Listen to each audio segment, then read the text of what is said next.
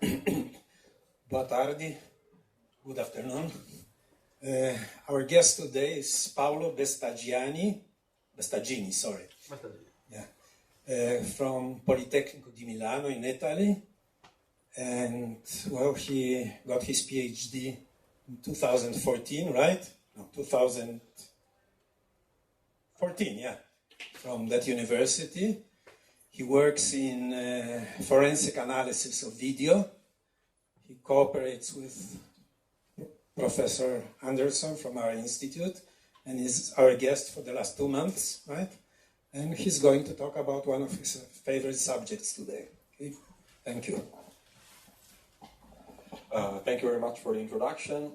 Thank you, everybody, for being here, and thank you, Anderson, for inviting me and letting me be here. I'm Paolo Bestagini from Politecnico di Milano, and actually my goal today is to show you some of the latest techniques that we developed in Milan, but also in collaboration with other partnerships, and Unicamp is one of those, in video forensics. So, why that? I don't think I have to convince you. You're already convinced that it's really easy today to find a huge amount of user-generated content online. You can browse like YouTube, on Facebook, on Flickr. You can send videos through sharing platforms, messaging systems like WhatsApp. So we end up nowadays having really a huge amount of user-generated content, multimedia content, images and videos especially. But it's also true that there are so many easy-to-use, user-friendly editing software, like the one cited here, from Photoshop for images to Premiere, Adobe After Effects, and many more for videos, that today, for everyone, is so easy to modify the content that you find online. So you download something, you can modify it, you can re-upload it, or maybe you upload something that you modified beforehand. You can even modify the videos on your smartphones right now, like or images like the face swap apps. You have so many options. Even website enables you to upload images, modify them there directly on flight. So you don't even need specialized software. What's the matter with all of this? That nowadays we cannot trust anymore what we see. A picture is worth 1,000 words. Well, if we can trust it. And the same goes for videos. So here are just a few examples of pictures or videos that have been modified in history maliciously. Here we can see a photograph. In these photographs, actually, more smoke was added in the published photographs with respect to the original ones. Why? Just to enhance the power of that news being broadcasted. More smoke, more war. You want to enhance the concept, but in the end, you're publishing something that is fake. Another example, very well-known and famous journals and magazines. Here is an example where one of these flying drones actually was copy-pasted from one of the others, but the cover looks much better with 3 rather than just 1 or 2. Yeah, but it's fake.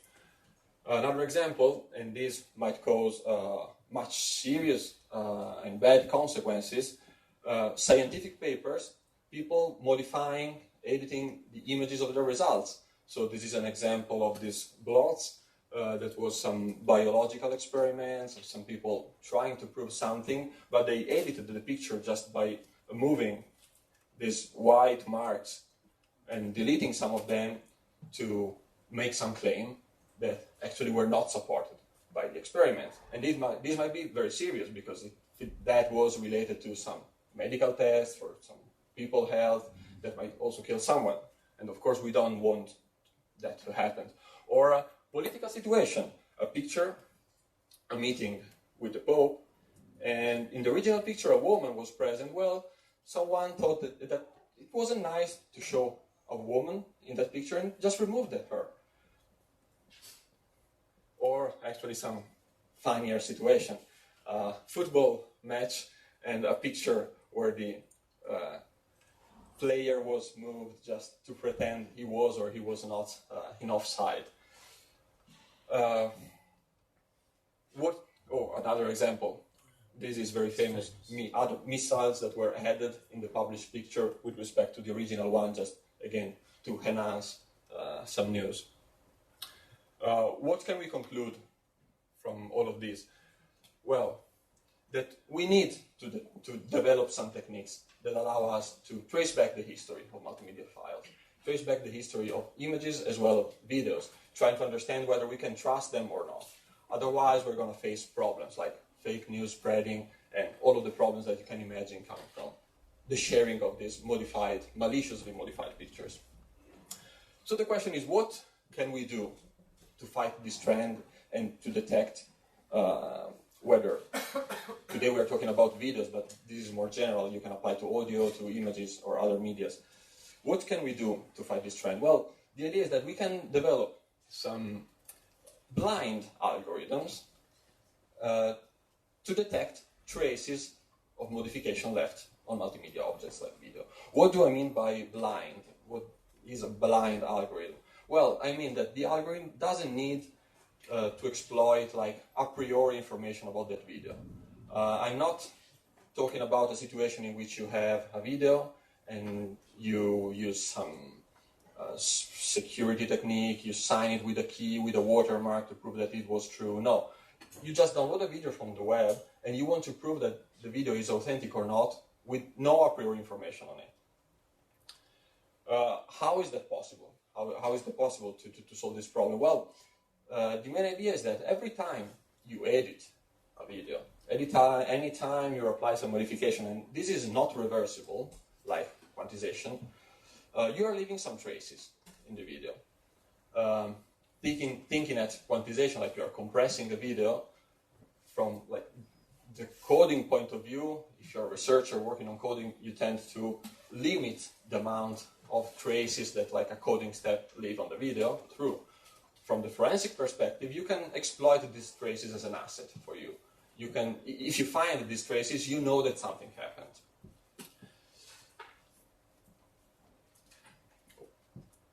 Some example of traces we might want to find in videos. Well, I was speaking about coding. If we compare these two frames from two videos, we can immediately see that one is much more high quality, the one on the left of the slide, and the one on the right has a lower quality, all of these blocking artifacts. Well, these are some artifacts left by coding. If you download this video, you see these artifacts, you know that the video might have been encoded with some specific codec. You can also study for videos always related to the field of coding, like the partitions of each frame into macro blocks. Or, even easier, if we speak about quantized signals,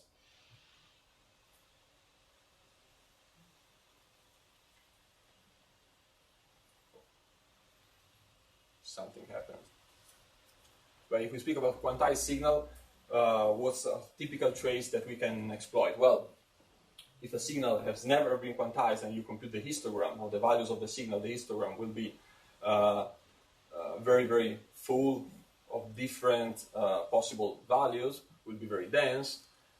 If you quantize the signal, oh, here it is, on the top, an example of the histogram of the values of an unquantized signal, or a very finely quantized signal. It also somehow it is quantized. And the histogram of the same signal after being quantized with a given step. The histogram changes a lot because after quantization only some of the values in that signal might appear. So just by looking at the histogram you can understand whether a signal was quantized or not with a given step.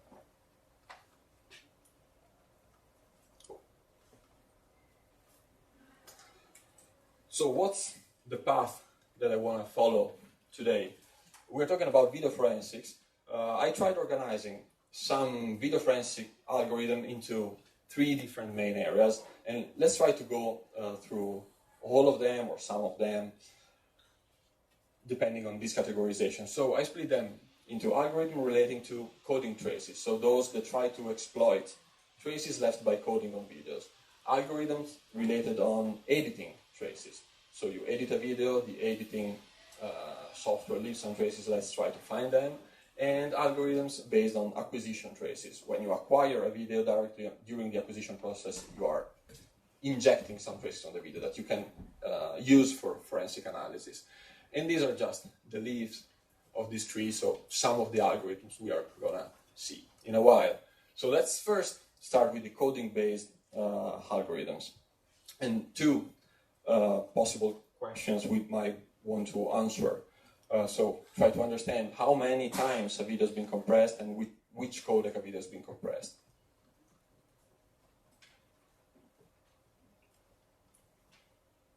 Let me try the old-fashioned way. Yes, it works. Sorry. No. It's me not being used to the clicker. So why video compression is so important and video coding is so important for forensic? Because let's try to analyze the typical life cycle of a video sequence. You start, the pointer might be useful. You have a scene, you have your camera capturing the scene. When you capture the scene on the camera, directly on the device, some coding is applied because you are compressing the videos for saving them on the camera. You might edit the video. If you edit the video, after editing, you are more likely going to save it on disk, which means you're going to compress and code it again. Then you might upload the video on a sharing platform. When you do that, you upload it on YouTube. The video is encoded back again directly from the sharing platform. So actually coding is a huge thing in a video life, and detecting the amount, how many times a video has been encoded can tell us a lot of things about the videos, because you have a video that has just been encoded once, well, it probably is a video coming directly from a camera.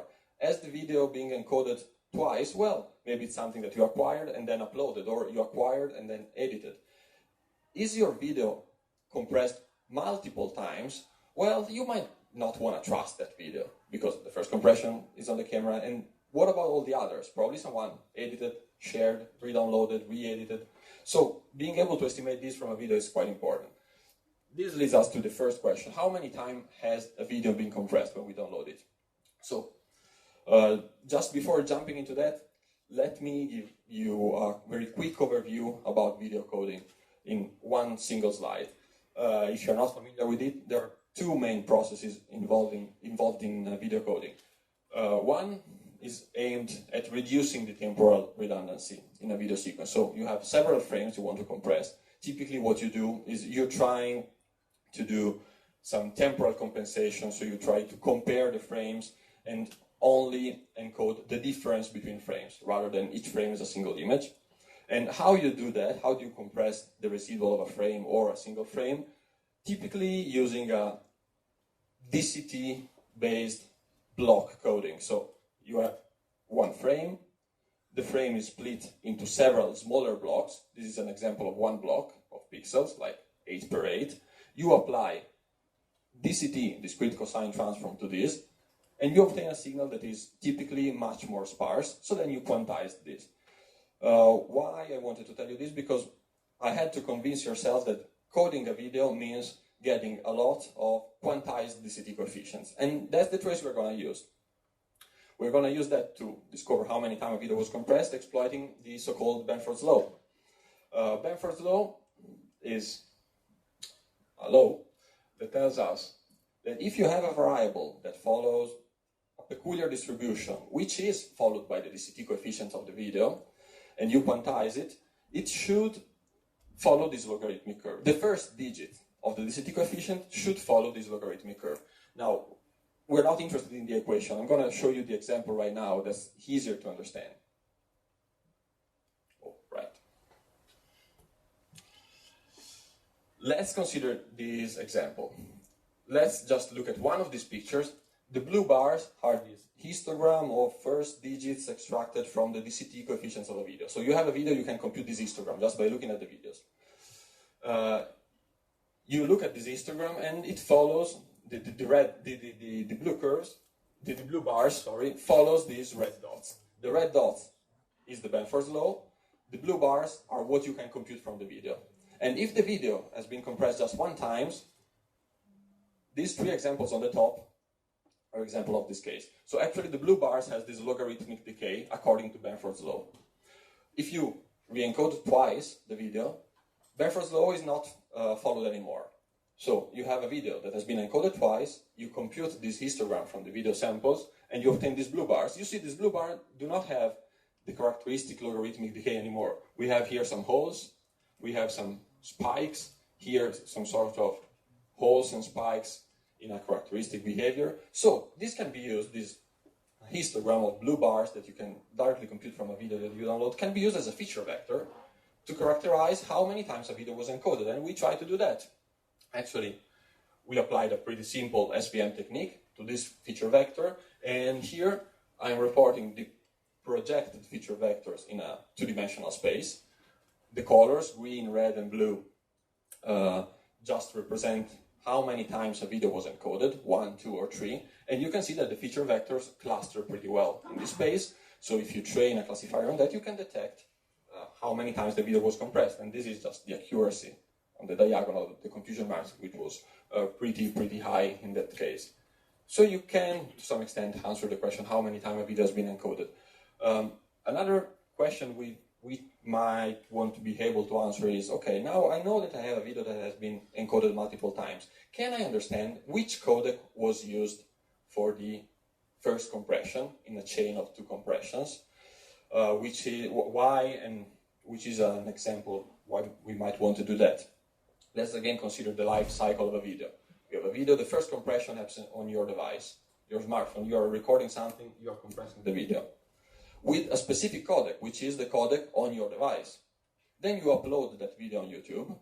The video is re-encoded by YouTube. When you download and you look at the bit stream of the video, all of the packets, the header, you can only read information about the YouTube codec. You lost the information about the previous compression. But the previous compression was the one applied by your phone. So if you can detect which was the previous compression, you can extract some information, for example, on the kind of phone that was used to shoot that video. So you might link that video to the person who was shooting that. And that might be very interesting for forensic reasons. How can we do that? We can exploit the so-called idempotency property of video coding. What is that? Well, let's focus on quantization for a moment. This is the first equation represents the simple possible way of quantizing a signal. So let's say you have X, your signal, for example, this red sinusoid here, and you quantize with a given quantization step delta. And you obtain like the blue signal here. After quantization, only some values can be present in the signal. That's the definition of quantization. What happens if you reapply quantization with the exact same number of levels, the exact same quantization delta to the already quantized signal? Well, it just remains the same. I mean, if I re-quantize the blue curve on the same level, the blue curve doesn't change. That's what idempotency means in this scenario. You reapply the same operation multiple times, but the signal only changed the first time. Then it doesn't change anymore.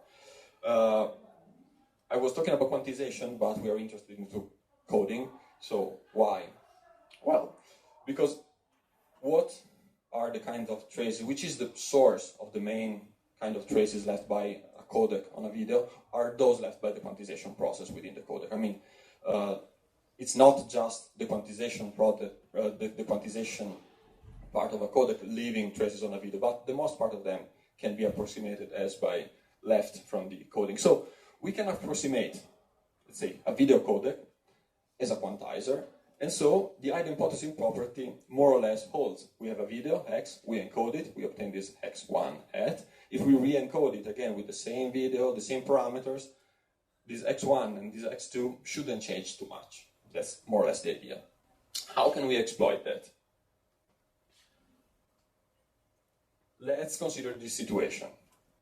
I told you that, okay, we have a chain of two codecs that are exactly the same. X1 should be more or less equal to X2. What happens if in between these two coding steps, some small noise is added to the video? Well, if it's kind of negligible, we can neglect it, and the output at this point, at the end of this chain, should still be pretty close to its input.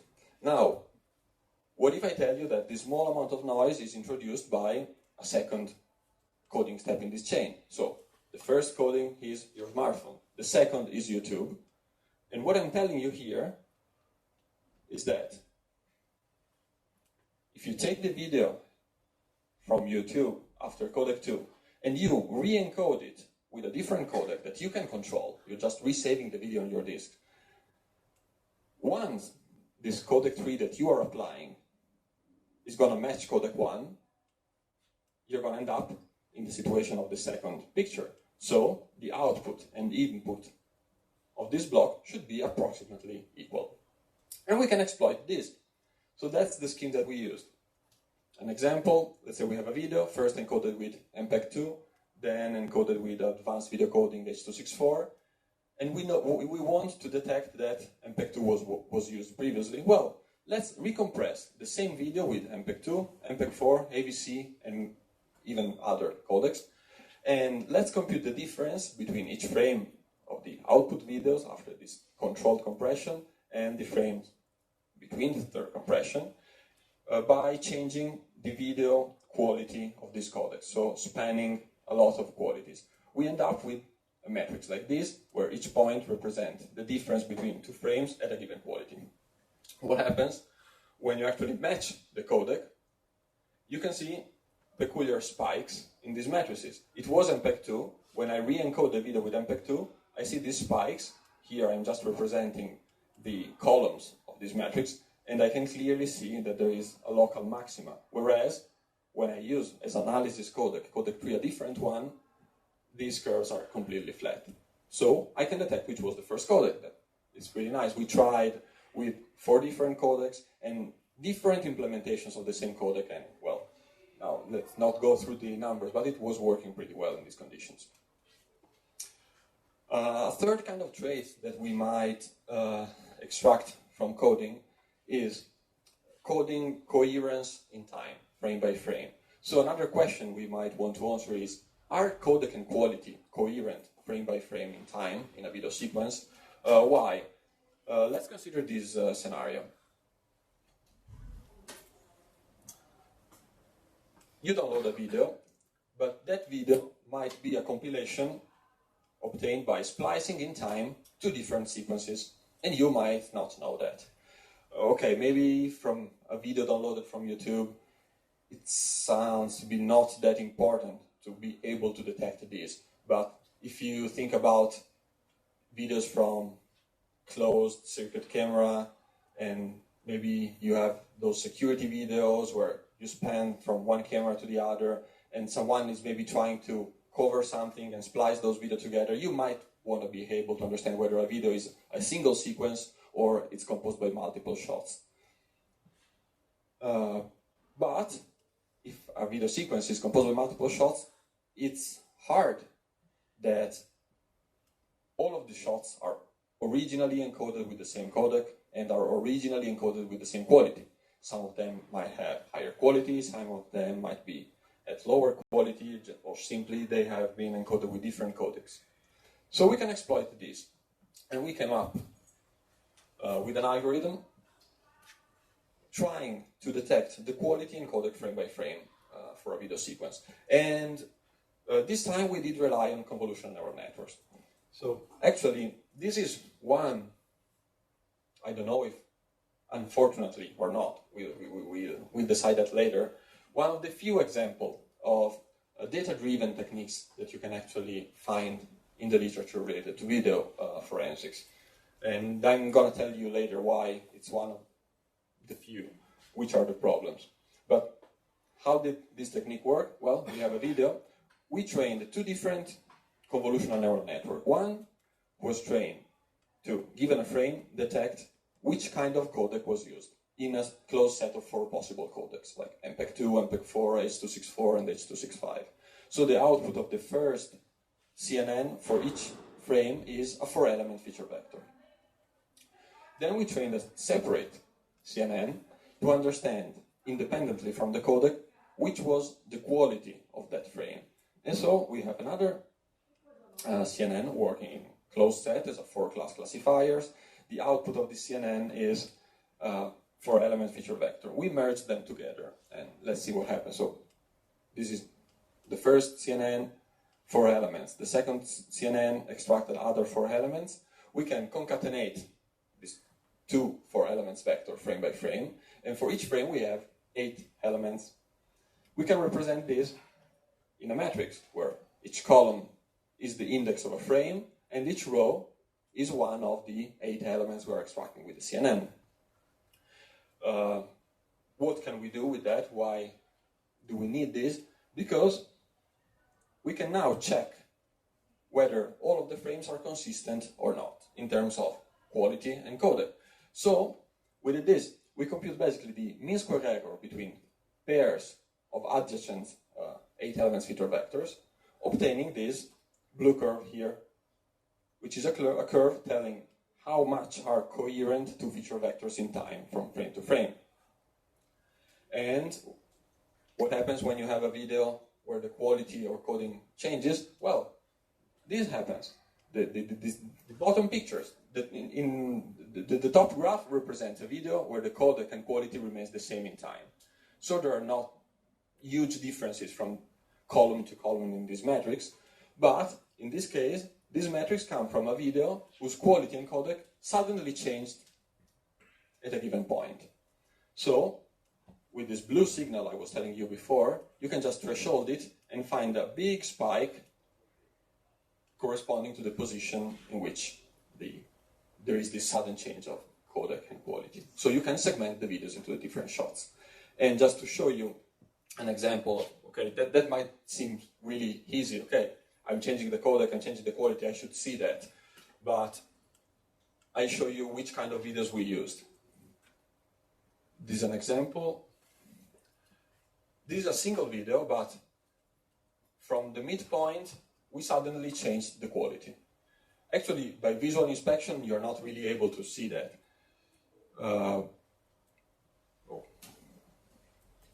But the CNN could detect that change, though.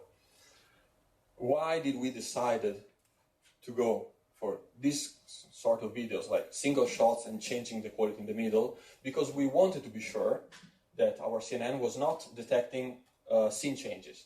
If I just splice together 2 videos representing 2 different scenes, well, it's going to be obvious for the algorithm that something is changing in the middle. Here the scene is very natural. There's nothing else changing but the codec and the quality. To show you some numbers, these are like the confusion matrices obtained with the 2 separate CNN, the one detecting the codec and the one detecting the quality, and they were working pretty well. And just some results on a dataset that we built with all of these videos. Same scene, changing the codec in the middle, and curves represent different, slightly different modification we did to our algorithm to try to detect the splicing point, and actually the detection was pretty accurate. Let's exit the realm of coding-based traces, and let's focus on a different kind of traces, those based on editing.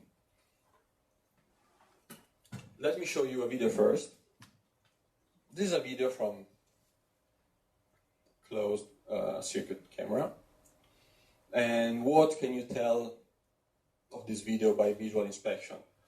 Nothing special, I'd say. There is an elevator door opening and closing. Okay. We tried one of our algorithms on that video. On the left, the one that you see. On the right, the output of our algorithm overlaid on the video. Actually, it was detecting something. What was it detecting? Let me show you the original video then. Oh, I didn't. Let's try again. Yeah.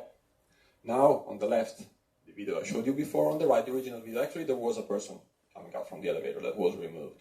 But in a very plausible way. There was no visual traces of that. How can we detect this kind of editing and forgeries? So, next question is the video that we're analyzing forged? Okay, to answer this question, let's consider that there are several kinds of video forgeries that might happen. Let me list here 3 possible kinds of video modification that you can apply. Let's start from this simplest one on your left. Let's assume this volume, 3D volume, is a video in space ij and time t domain. So you collect all of the frames of a video in time, you get this sort of volume. Okay. A possible modification is you just take one picture or one portion of one single frame and you replace it in time just after itself to cover something. Like for example, you want to cover that man, you just take a screenshot of the video when the man is not there, and you just paste the screenshot on that portion of the video where the man was, and you continue pasting that in time. It works. Another kind of modification, a bit more elaborated, is rather than just taking a picture and repeating it in time, take a block of pixels in space and time domain and replicate the whole block of pixels in the space-time domain. So you don't have a fixed pattern anymore, but you have something evolving. Slightly more difficult scenario. Now let's take this block of pixels in time and space from another video, and let's paste it into the video that we want to modify. These are all possible local modifications that you can apply. What can we do in the first case? Well, the first scenario was the easiest one. You have a picture, you paste it, and you copied it over time. How can you detect that? Well, let's consider this case. This is a frame of an original video. There is a small car here in this red block highlighted. And this is a frame for the forged, the tampered with version of the video. The car was deleted just by taking a picture of the street and replacing it in time and repeating it over and over again. How can you spot this? Well, really easily. Just compute the difference frame to frame. When you compute the difference frame to frame for the original video, you end up with some sort of noise, the difference actually of the two frames.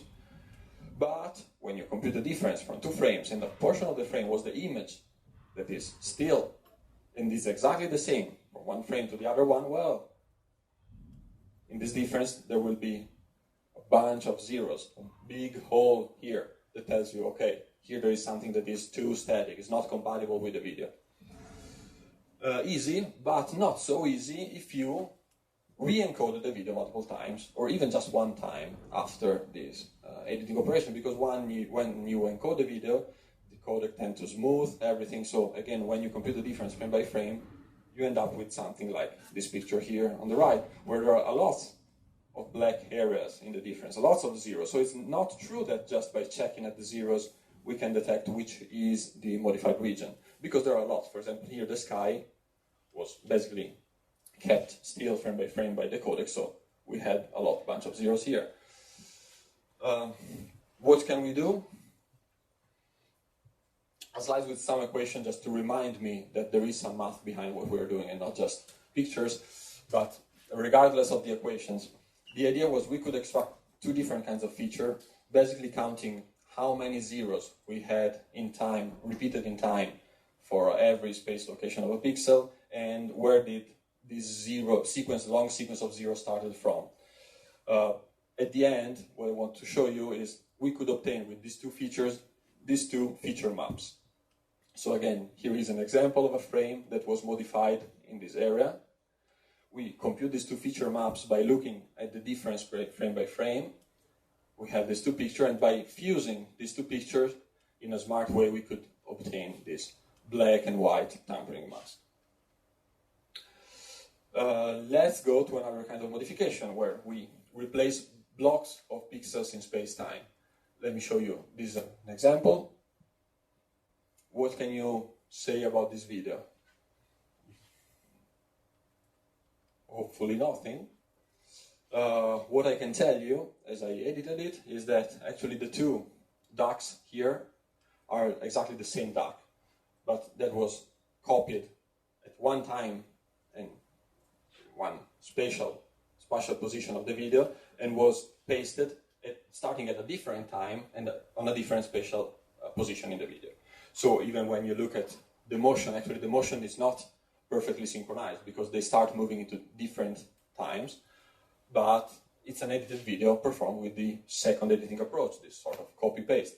What did we do in this case? We developed an algorithm based on block matching, a quick block matching algorithm. So you can imagine, again, you have this 3D volume being your video, you can split it into several blocks, 3D blocks, and try matching these blocks. When you find these matchings, you find that something has been copied.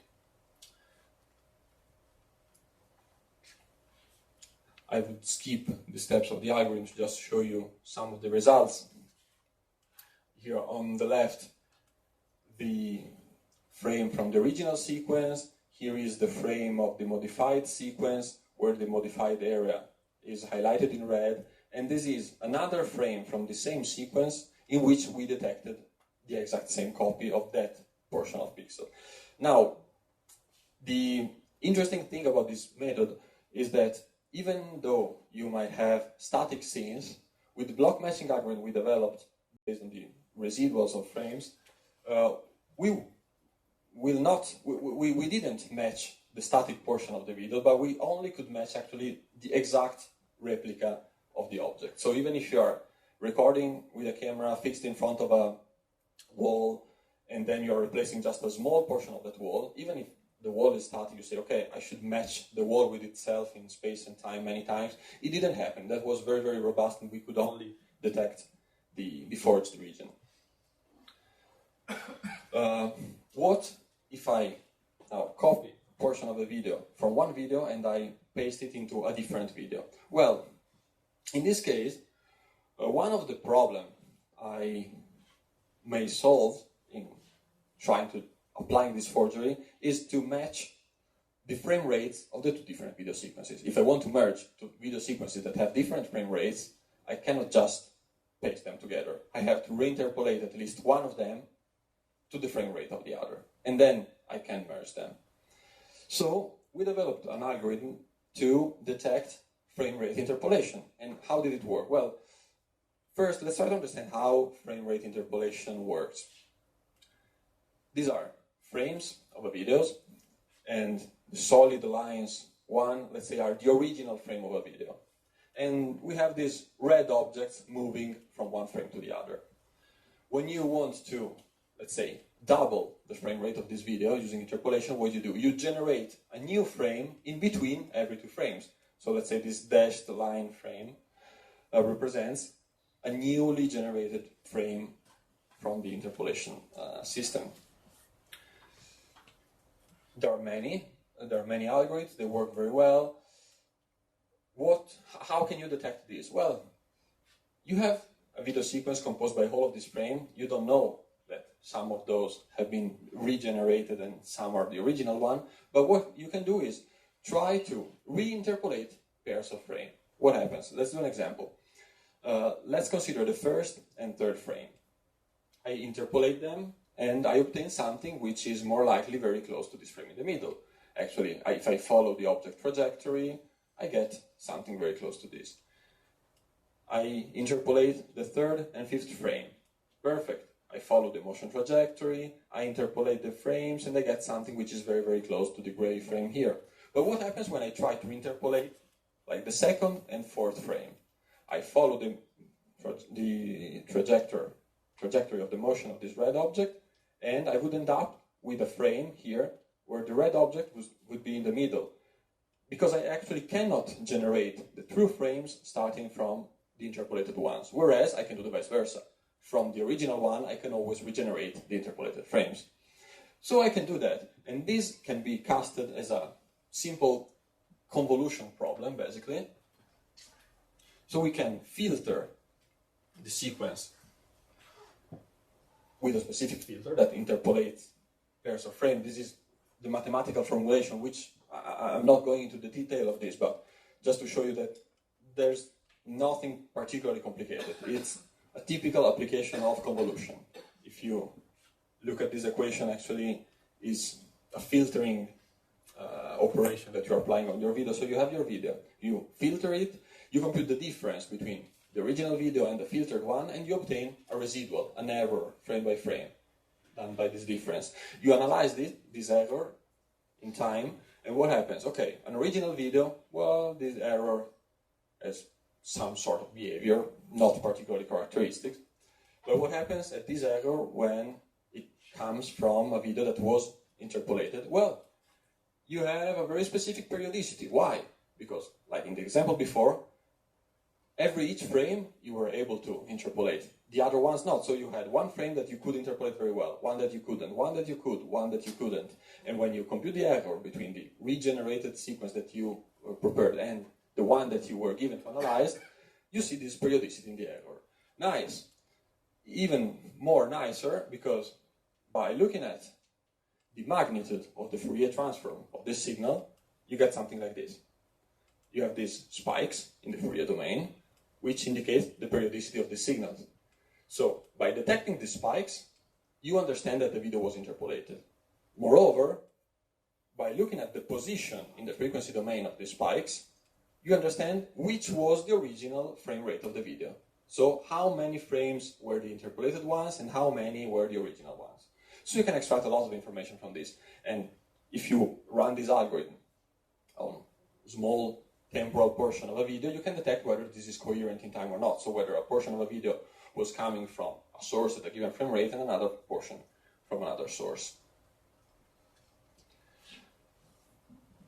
Last kind of footprints that we can analyze, those left during the acquisition process. And let me show again an example to you. I'm showing you here pairs of videos. One is labeled as original and the other one is labeled as recaptured. And there are several pairs. What can you say about the difference between the original video and the recaptured one by looking at them? One maybe is a bit more blurred than the other, but if you would only watch one of these videos rather than the pair, it would be very, very hard to understand whether there is or not a difference between them. Why am I talking about recapturing and what is recapturing? Well, the recaptured video were produced exactly following this setup. We had the original video displaying on a screen, we put a camera in front of that, and we were reacquiring the video. So the original video that I showed you were normal videos. The recaptured video that I was showing you were videos reacquired with a camera in front of the screen. Why are we interested in video reacquisition? Because actually when you do this, you're passing again from the digital to the analog domain and to the digital again. So you are cleaning a lot of the traces that possible editing operation might have left on the original video that you are displaying on the screen. So let's say you modify a video, you know that there are techniques that enable you to detect the modification, you recapture the video, the technique that were working before are not working anymore on the recaptured video because recapturing covers a lot of this information. So a question we might want to answer is the video recaptured or not? To understand whether someone is trying to cover something or not. Again, we developed an algorithm based on searching for corners and modeling the recapturing process in video frames. So let me give you an example. What happens when you recapture, pointing a camera in front of a screen, when you recapture a video, if the camera is not perfectly synchronized with the screen and the video itself in terms of frame rate? And actually, why should they be synchronized? Are you starting the video exactly in the same instant when you start the camera? Does the camera acquire the screen with exactly the same frame rate of the video refreshing? Most likely no. So they are not synchronized. And if they're not synchronized, when you record the screen, most likely what happens? One recorded frame from the camera is going to be like the temporal fusion of two frames displayed on the screen, because on the screen the frame is changing and you are acquiring. So this is what's happening. Let's suppose these two black squares with the white one in the middle being two frames being displayed on the video, and this white square is moving from this position to this position from one frame to the next one. When you recapture, you are averaging these two frames, so you obtain something like this, with this sort of artifact that we can call ghosting. You basically see the ghost of the object moving in the previous frame. Well, but this can be modeled very easily, because actually, if you have the knowledge about the first original frame, you can obtain the very same ghosting results just by filtering, convolving this frame with a 2D filter, just composed by two Dirac pulses. The position of these two pulses models the motion of the object from one frame to the other. So actually, if I perform this convolution depicted here, I get this image here, which is exactly equal to the recaptured frame. So what did we think of doing? Well, given a video, with our algorithm we were searching for easy to detect key points with easy shapes. We choose corners. So you have a frame. Let's detect with a very robust corner detectors. Let's detect all of the corners, depicted here with the red dots. Then let's take the next frame and let's detect the corner again, the green dots. Now for each corner, for example, let's focus on this one. Let's see where this moves from this frame to this frame. Okay, it moved a few pixels. Nice. So we can build a filter with 2 delta approximating this motion of a few pixels. How many pixels the corner moves? The same number of pixels I'm gonna put in between these 2 deltas. Now, I know I was searching for corners. I know I was focused on corners. Let's take a dictionary of very, very easy corners, like this one. And for each corner in the picture, let's try and ask ourselves a question. If given the filter I estimated before, if I convolve that filter with a very clean corner from my dictionary, do I obtain something that looks like the corner that I actually see in the video? If yes, I'm modeling the ghosting well, and ghosting was present in the video. If not, I am modeling some ghosting that was not in the video. So if the ghosting was present in the video was recaptured. If there was no ghosting in the video was not recaptured. So by answering this question, we were able to detect whether ghosting was present or not, because we were resynthesizing, let's say, a ghosted corner, and we were comparing the ghosted corner with the corner in the video. But speaking of traces left by the acquisition process on video, there is another whole realm of algorithms that it is worth speaking of. Those that enables us to answer the question, from which device, from which camera this video comes. So, there is a very well-known trace in the forensic community that is called PRNU, photo response non-uniformity, which allows you, given a picture or a video, to understand which camera was used to shot it. In the same way, you're able to, given a bullet, understand which was the gun that was used to shot that bullet, right? How does this trace work, and where does this come from? Well, every device, every acquisition device, every camera, every smartphone has a sensor for the acquisition, of course. And all of these sensors are slightly different one from the other, even if the 2 smartphones or the 2 devices are of the same brand and model. Why? Because of the factory production process. Those are not perfect, so there are always small deviation in between the different wafers used to build the different sensors. What happens when you shoot a picture with your device? You are imprinting a sort of very characteristic noise traces on your video, on your image. So, if you have your device, you can extract that noise trace, which is the fingerprint of your device, and when you have a video, from the video you extract the fingerprint as well, and you can match the fingerprint, the noise from your video, with the noise from your camera. If they do match, that video comes from that camera. If they do not match, that video does not come from this camera.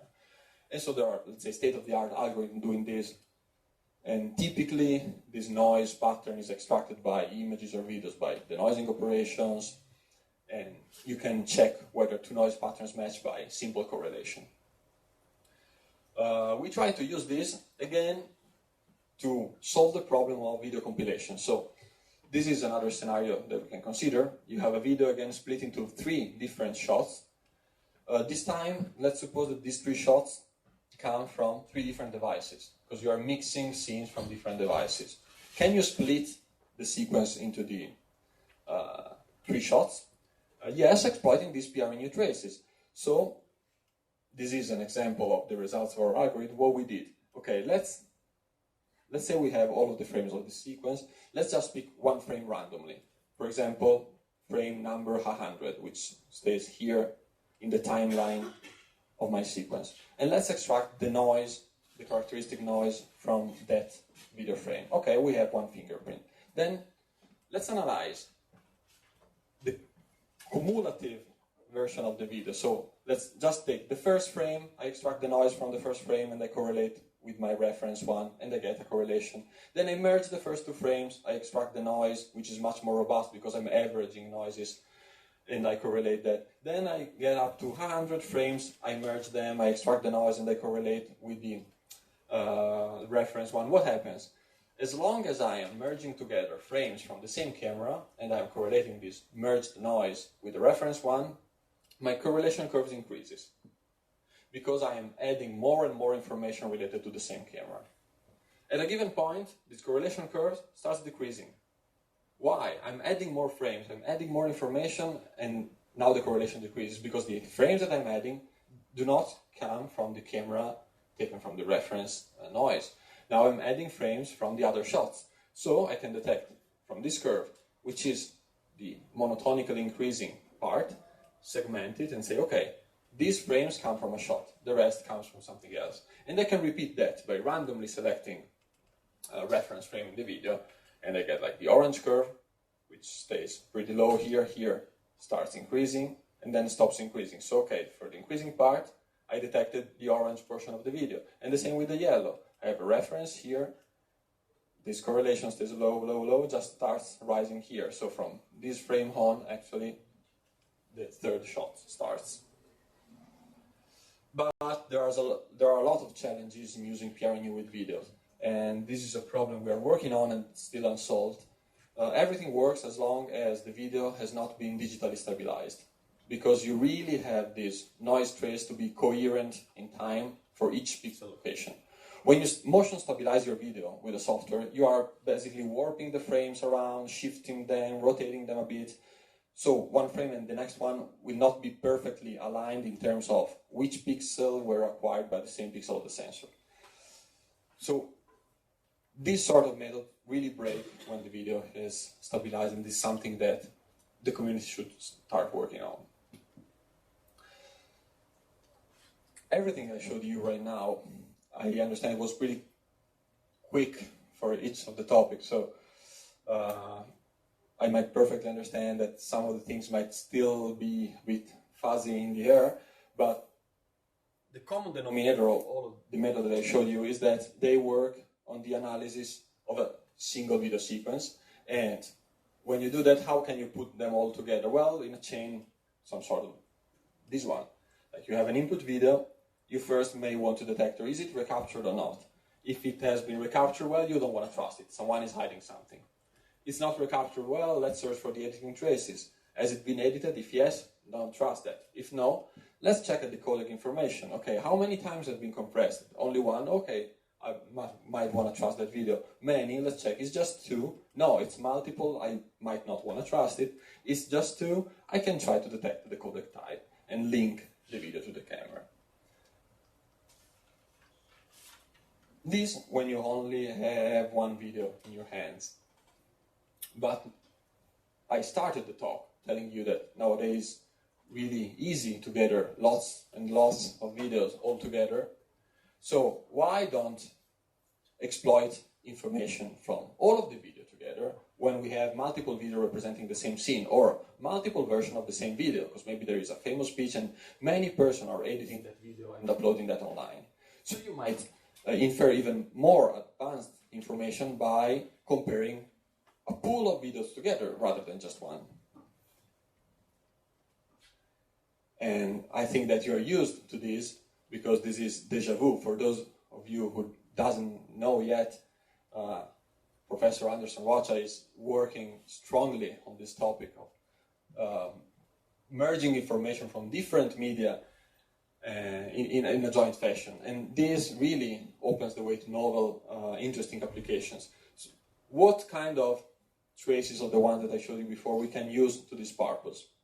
Well, at the very beginning I was telling about that logarithmic law, the Benford law, that allows us to detect whether a video has been multiple compressed. Something we have been working on, we started working, and we had a paper last year on that, is can we detect, given multiple videos, their age, how old they are, what we call the processing age. What does this mean? Can we detect whether a video is like the original version of a video or is an edited version of the video or is a multiple edited version of the video. And we did that exploiting the exact same Benford's law. We expanded this law to work on bigger feature vectors, but basically just showing you 4 examples. The first, second, third, and fourth related to videos that was encoded once, 2 times, 3 times, and 4 times. We again get these blue dots, which are closely related to the blue bars I was showing you before, and they should follow a curve. We fit this curve to the points, and we check how good the fitness is. If the curve is fitting very good, the deviation from the blue dots and the curve is small, and the age of the video is small. The video is young, is close to the original. As long as and the more you edit the video, these editing traces becomes more and more evident, and the blue dots deviates from the fitted black line here. And so you can detect that the video is older to some extent. This is not, by the way, no reference number. If I read, okay, the processing age here is 005, I cannot say this video is, in general, a young video. But I can compare this number with the processing age I extract from the different version of the same video. So it's just a relative measure. But it helps you sorting the videos in terms of which is the one that you want to trust more and the one that you want to trust less. Another thing, we use the PRNU trace I was talking about to understand whether videos from multiple views come from the same device or are actually multiple views. So let's think about this scene. You have a scene, you have 2 people, 2 persons acquiring the event, very close one to the other, and you may end up from the blue person having these blue videos, from the orange person having this orange video. They look very similar, and then someone is editing the orange video and spreading the orange video after some editing operation online. You gather all of that video online, but you want to detect whether these 3 videos are 3 different ones, or some of them comes from the same device. So you can drop, for example, one of them because it brings you redundant information. And you can do that using the PRNU, because these 2 orange videos, being one the edited version of the other, has the same PRNU because they come from the same device. Whereas the orange... Oh, something happened. Perfect. Artificial intelligence helping us. The orange and the blue video do not come from the same device, so the PRNU shouldn't match. And we did exactly that. Given 2 videos, we tried matching the 2 videos and checking just for the correlation in the noise pattern, so this PRNU. And we were able to detect videos coming from the very same point of view or closed point of view. The last thing I want to show you, and probably some of you already know, but this is a very catchy example that I think it's worth going through. What happened? What's an interesting application of comparing multiple videos? Well, trying to reconstruct the original video sequence depicting a scene. So let's say there is an important speech, an important event, someone is shooting a video of that, but different television channels, different YouTube channels may just only provide you with a small portion of that video, and you don't have the entire length video. So we developed an algorithm to reconstruct the full video, just putting together all of the small shots that we found. So this was the scenario. You go to download to YouTube and you download lots of video from an important event. Here was the Marathon Boston, the bombing attack at the Boston Marathon. I'm skipping the details because of the time of the algorithm, but we came up with a way of comparing pairs of videos, like this way, and building this very colorful matrix with these characteristic blue lines inside. And actually you see, when you have the 2 videos and the time instant of the 2 videos synchronized on these blue lines, the videos are showing the same scene. So by having video pairs and comparing them, we could end up with these matrices, and by detecting these blue lines with an algorithm, starting, okay, you have these, you start thresholding you increase with morphological operation the white area that you obtain through thresholding, and you try fitting lines in these areas. We end up finding the lines, and we were able to synchronize in time and find the same shot into multiple videos, and in order to obtain the longer sequence. So here's an example, 4 different videos that we downloaded, and they were synchronized by this algorithm. You show some of the videos actually showed some part of the sequence, and some other shots were showing another part. So we could merge all of them together and find the longest possible, what we call parent sequence. Let me conclude here with a couple of remarks. Forensic versus anti-forensics. I showed you a lot of forensic techniques, and I told you that you can fool at least some of those by using recapturing. This makes recapturing an anti-forensic technique. But this is true for many other methods and many other algorithms. Every time you come up as a forensic analyst with a good forensic algorithm, someone may come up with a countermeasure to that. What can he do? What can he apply? Which kind of operation can he apply to a video to make that editing traces that you were spotting not spottable anymore? So in the forensic field, if you're not used to, there's always this sort of loop of forensic, anti-forensics, counter-anti-forensics, of people trying to attack the algorithm of the others. As I showed you, it is possible to analyze single videos with different techniques, but the analysis of multiple videos paves the way and opens the doors actually to other novel and interesting kind of applications. But there are still quite some open questions. Here I just report some of them in this field. Well, content and context-aware detector. There are not many around, but I really think that it is worth to push in this direction. Can we merge information from the digital content, like with the detector that I showed you, with information coming from the context? Like we have metadata associated to the video. Can we verify them? Can we merge all of this information to detect even more portions of the past history of a video? One of the problems, the open question, is the big data. Many, unfortunately, of the arguments that I showed you, needing to run frame by frame or maybe very long sequences, are pretty slow.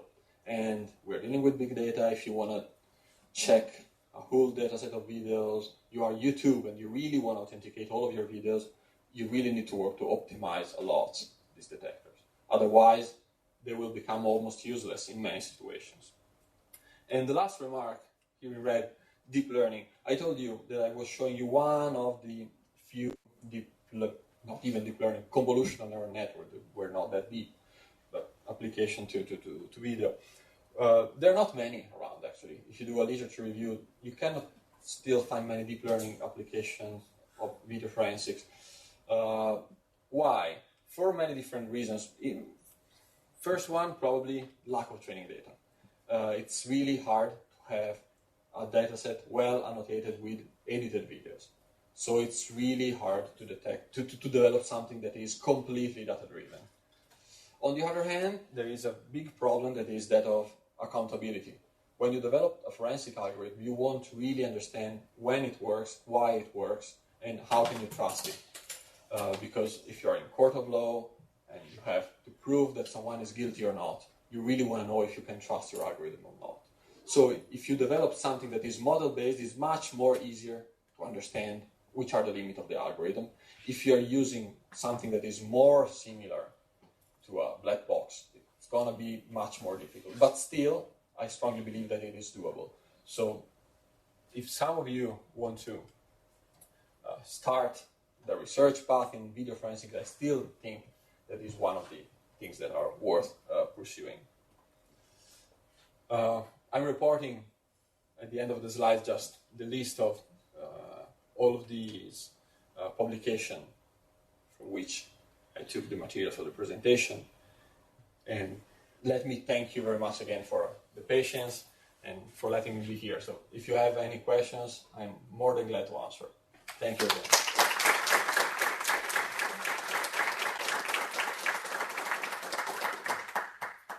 Questions?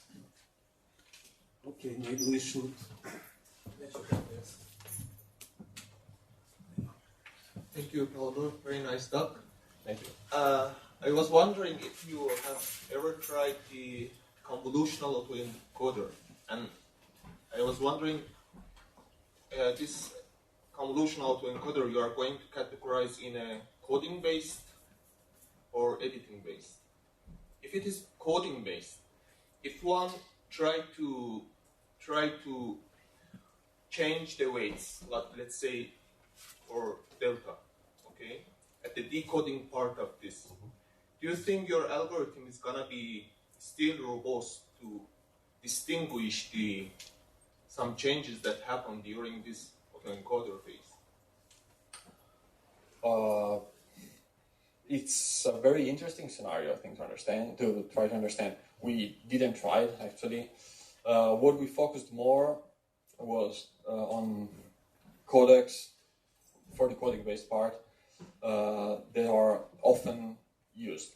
So trying to understand whether one of the very popular codecs was used.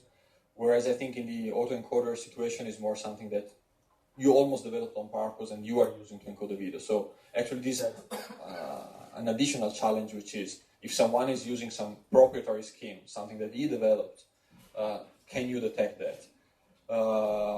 It's gonna be tough, but maybe it's worth going in a sort of open set scenario where you have a given number of codecs that you know of and you can detect, and the rest of the world you might not know yet, but might accommodate for a different kind of codec.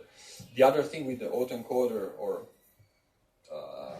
this sort of network-based editing operation, actually, now we are facing the problem of the GANs, the generative adversarial networks for images, but also for video. So if you use an autoencoder structure or a GAN to edit a video, even locally, changing the phase, we have seen the deepfakes video being the hype these days.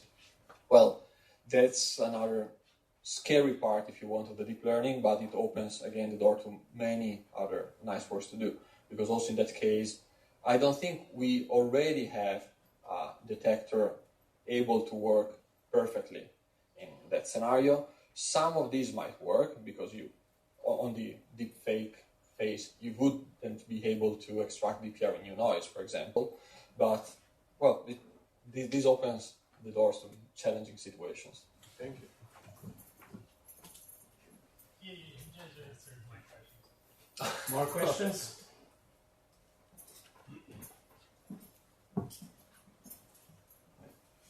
Of all the techniques you mentioned, which one do you think is the most susceptible to being deceived? Unfortunately, I think almost all of them are. No, the truth is, all of these techniques work with some hypothesis being fulfilled. If those hypotheses do not hold anymore, many of these techniques break pretty easily. That's why, rather than focusing on just one technique, I think it's important to have a huge spectrum of them. Because one of the things is, it's really easy to fool one of them, taken singularly, but it's very hard, if you have a bunch of them, to fool them all together. So I wouldn't trust a single detector of these just taken alone, but together with all of the other ones, they become pretty robust. So singularly, they're easy to deceive. The forest of them, it's much harder. The strength is in the back, just like the wolf. Yeah. More questions? Okay, thank you very much then for this. Oops, sorry. Paolo, thank you very much for the interesting talk. And I'm suspect to say this because I love this area. You're biased. I'm too biased. You have said that self-stabilization is one of the challenges right now for some of your techniques. And we are seeing that pretty much all the new phones are coming with self-stabilization, right? Yeah. And ever more powerful processing units.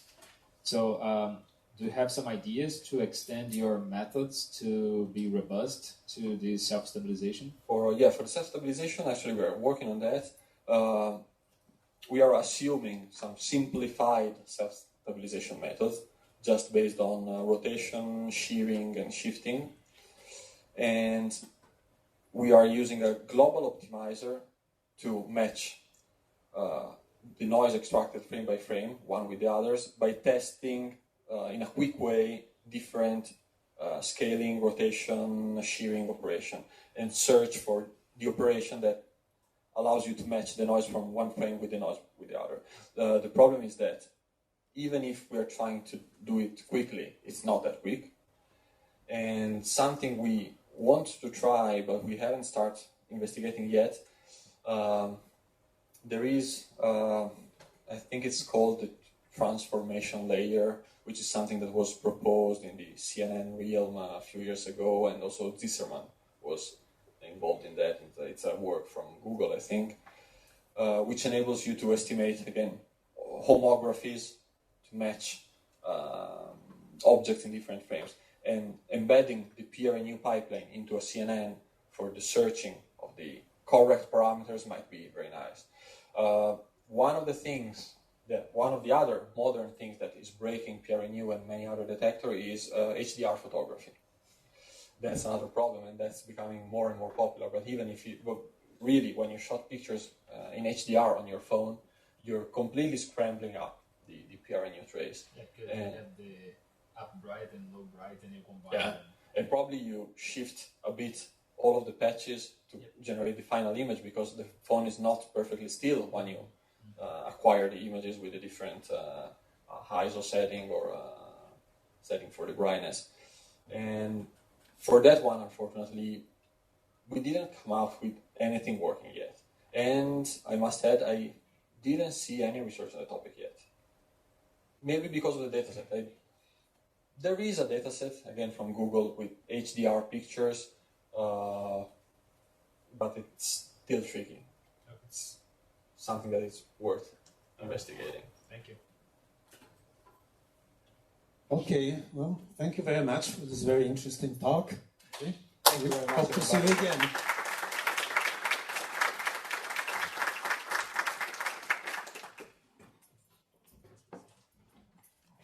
Very interesting. I'm completely out of this area, but at least give you some idea what's going on. Yeah, that was the goal, rather than going into details. But I have a suggestion. Yeah. You say that the file is very large. Will you lend me your pen drive with it? I'll copy it to my machine and then give it back to you. Or is it it's not my pen drive. Because it's this is the pointer. I see. How large is the file? The file, no, it's 50 megabytes, 48. Does the email accept it? I can do I can upload on my Dropbox and give you the shared link. Okay. So you can. Okay. I do You that can do it soon, as soon as I am back. Okay, great. In Yes. the lab, I do that. Yeah, because I think that my Gmail might not accept such a file. Exactly. That's going to be hard.